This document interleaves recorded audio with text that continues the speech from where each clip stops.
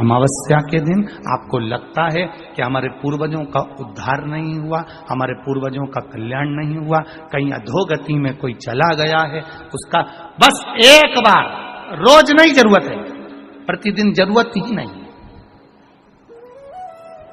महीने में एक बार अगर अमावस्या के दिन भी आपने चंदन के थोड़ा सा चंदन अगर मेरे देवाधिदेव महादेव को 7 स्थान पर समर्पित किया है। अशोक यहाँ पर वर्णन कर रही है, मैना, धन्य और कला की कथा कर रही है। तीनों ने सनकादि ऋषियों से मांगा। चंदन भगवान को अति प्रिय होता है और चंदन ही एक ऐसा होता है जो पितरों को भी प्रिय होता है, जिसका स्पर्श मात्र लगने से पूर्वजों का कल्याण हो जाता है।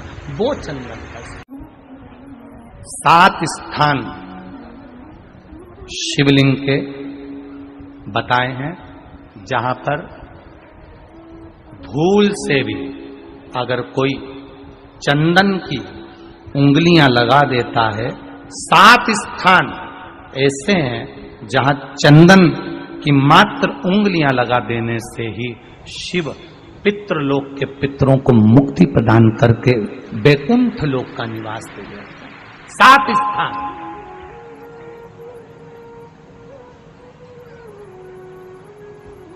और वो 7 स्थान जो चंदन के बताए गए हैं, पहला भगवान देवाधिदेव महादेव के शिवलिंग पर चंदन का लेपन।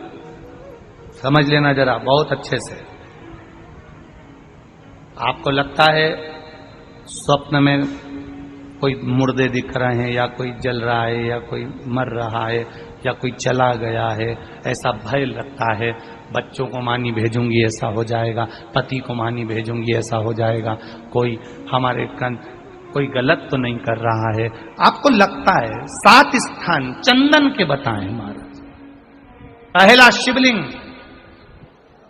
दूसरा जहां गणेश जी का स्थान है, मालूम है ना सबको, जम के बोलो जरा, मालूम है ना सबको, जहां गणेश जी का स्थान है वहां अलग से गणेश जी बैठे, वहां नहीं।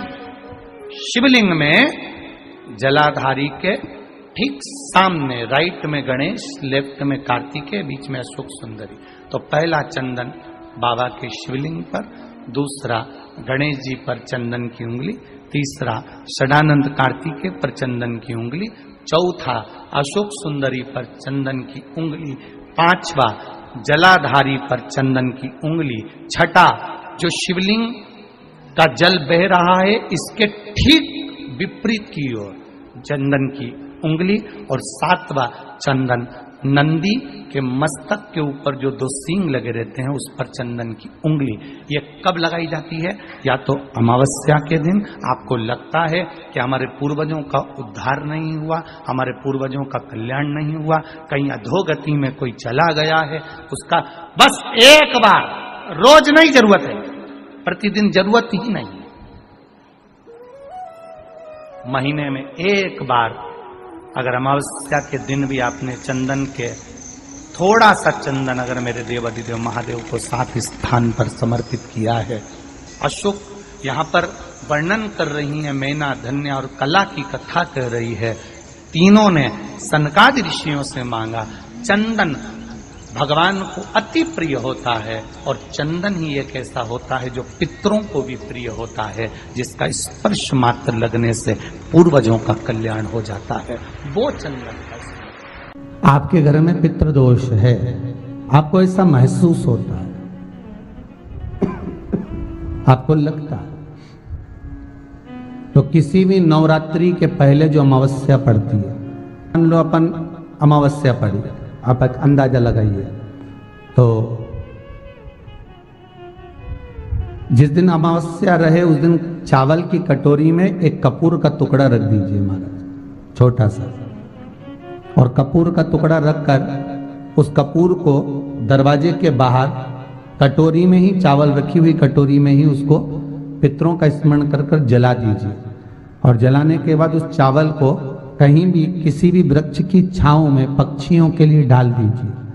शिव महापुराण की कथा कहती है, अगर मान लो पितृ आपको कष्ट दे रहे हैं, पितृ आपको तकलीफ दे रहे हैं, कोई काम नहीं होने दे रहे हैं, या कहीं आपको ऐसा लगता है कि पितरों का दोष है, तो वो पितृदोष देवी, अब ये जो आप करेंगे ये कब कर रहे हैं? अमावस्या के दिन आप उसको रख रहे हैं। अमावस्या के दिन उसको रखकर रात भर आपने रखा कपूर के साथ में, सुबह एक जितने आस्था चैनल पर कथा सुन रहे हो, जितने फेसबुक और यूट्यूब पर सुन रहे हो, बहुत सावधानी से सुनना। अमावस्या के दिन प्रदोष काल में, प्रदोष के समय पर, प्रदोष काल में शाम के समय पर जाकर किसी भी नदी, तालाब, बावड़ी, कुआं, कहीं ना कहीं जो आपके पास में हो, वहां पर एक घी का दिया, बत्ती का मुंह दक्षिण की ओर कर अवश्य जला कर जाना। सारे पितृदोष समाप्त हो जाएगा, सारा पितृदोष समाप्त। अमावस्या के दिन किसी भी जलाशय के पास में, नदी, तालाब, बावड़ी, कुआं, जो आपके शहर में, आपके गांव में, आपके नगर में हो, वहां जाकर लगा।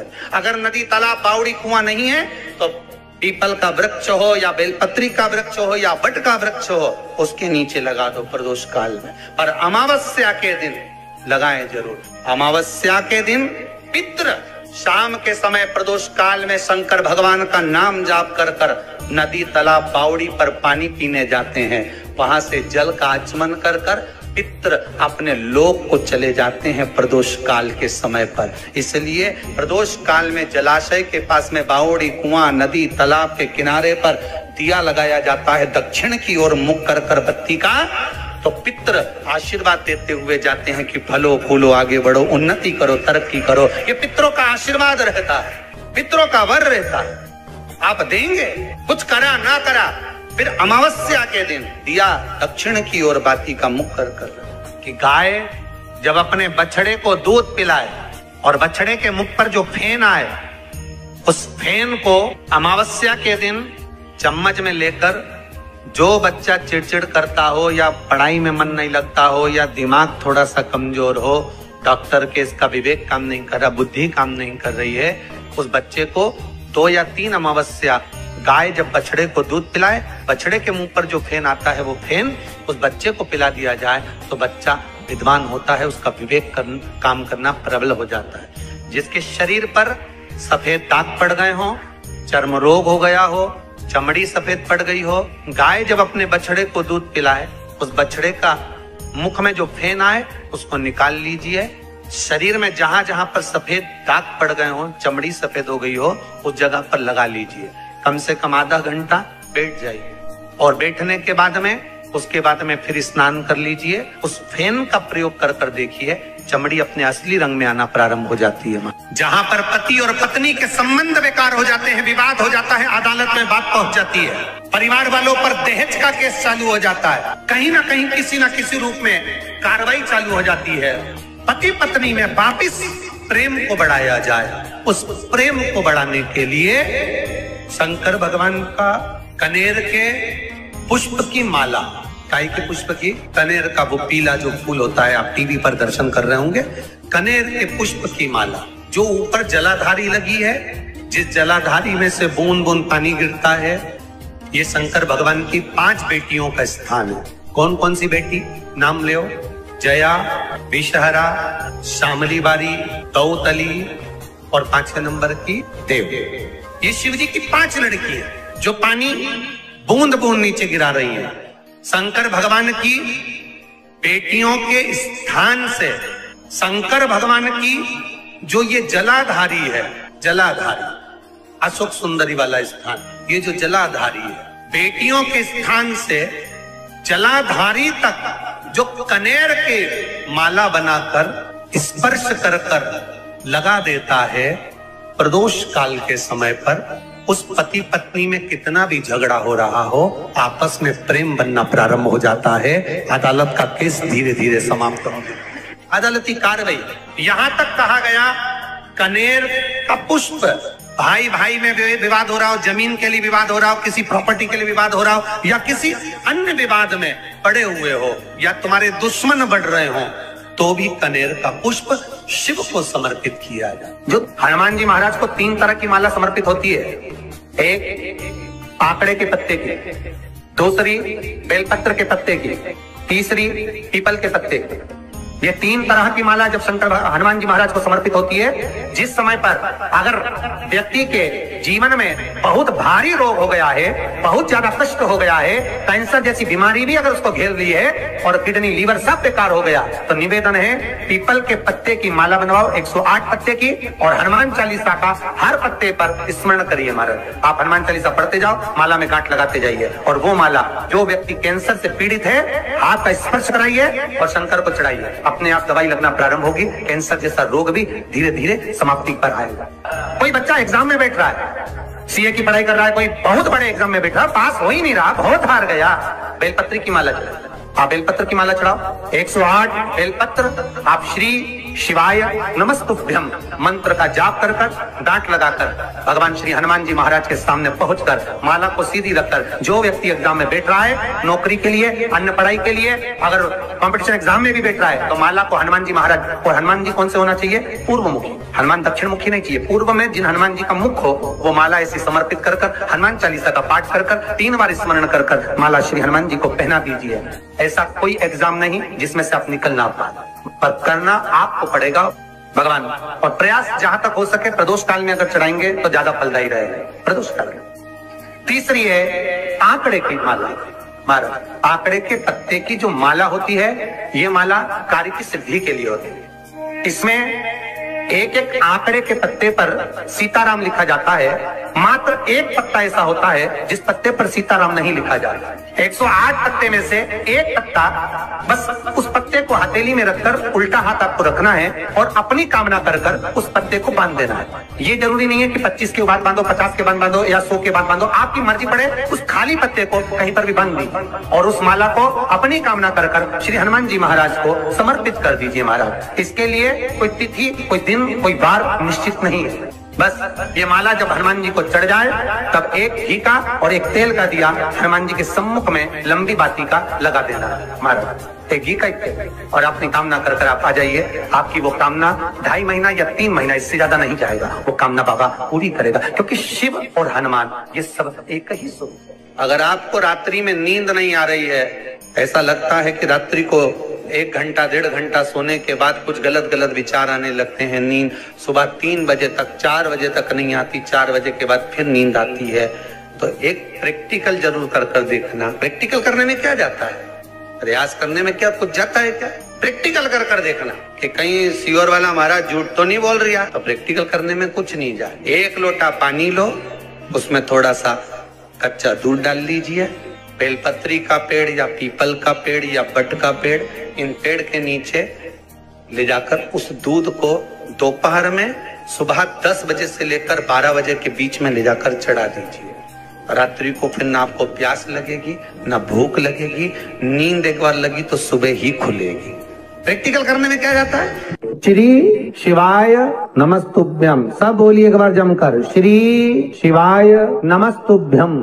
प्रैक्टिकल जरूर करना, कहीं सीओर वाला महाराज झूठ तो नहीं बोल रहा। शास्त्रों की बातें हमारे जीवन में हमें सुख प्रदान करे, इसलिए इस भाव का। कावड़ियों को 2 चीज का स्मरण हमेशा रखना चाहिए कि जब जल भरने के लिए कावड़िया घर से जाए, आप लोग भी अगर कोई 16 अगस्त को सीहोर आए, हम आपसे भी कहेंगे कावड़िया जब जल भरने के लिए जाए तो 2 चीजों का स्मरण होना चाहिए। एक, अपने घर से निकलते समय दरवाजे के बाहर 2 स्वस्तिक बनाकर अवश्य आए, 2 स्वस्तिक बनाकर अवश्य आए। कावड़ियों का नियम होना चाहिए, घर से जब निकले 2 स्वस्तिक दरवाजे पर बनाकर आना चाहिए। जिस समय आप कावड़ का जल चढ़ाकर वापिस घर की ओर जाएं, तो वो 2 स्वस्तिक जो तुमने बनाए हैं उस पर कावड़ का जल छींटना अवश्य चाहिए। उस घर से लक्ष्मी कभी समाप्त नहीं होती, उसमें भरी रहती है। कावड़ियों का स्मरण में आना चाहिए। जब जल भरने जाओ तुम्हारे दरवाजे पर स्वस्तिक बना होना चाहिए।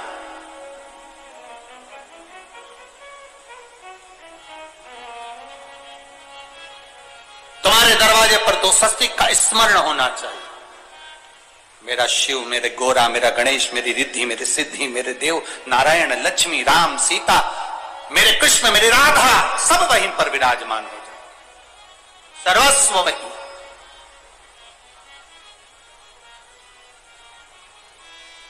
कावड़ियों को स्मरण होना चाहिए और कावड़ियों को इस बात का भी स्मरण रखना चाहिए कि अपनी कावड़ यात्रा, जैसे सीहोर में तो 10-11 किलोमीटर की है, सीहोर सीवन नदी से जल भरा और 11 किलोमीटर दूर बाबा कुबेर भंडारी को चढ़ाया।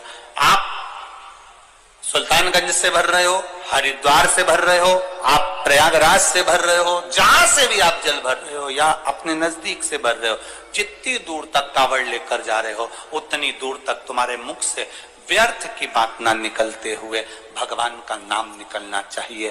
बोल बम का नारा है, बोल बम बोल बम बोल बम बोल बम।